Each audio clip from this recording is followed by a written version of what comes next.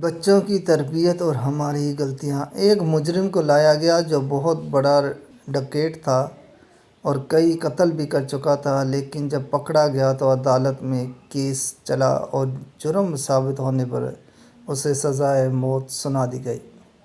پھانسی سے پہلے اس سے اس کی آخری خواہش پوچھی گئی تو اس نے کہا مجھے اپنی ماں سے ملنا ہے، تو اس کی خواہش کے مطابق اس کی ماں کو بلوایا گیا۔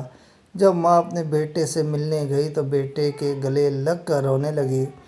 اس دوران ایک عجیب واقعہ ہوا۔ بیٹے نے ماں کے کان کو دانتوں سے زور سے کاٹنا شروع کر دیا۔ ماں چلانے لگی۔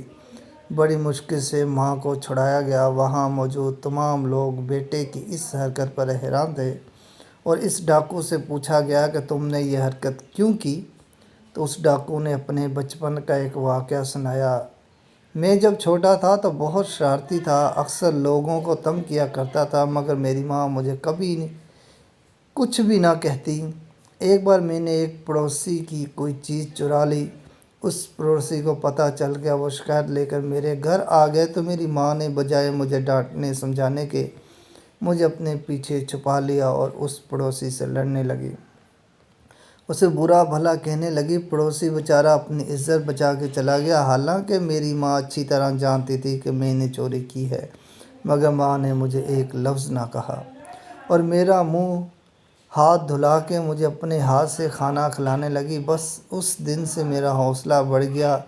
پہلے میں چور بنا، پھر ڈکیت، پھر قاتل اور آج میں اس پھانسی کے پھندے تک پہنچ گیا اور مجھے یہاں تک پہنچانے والی میری ماں ہے۔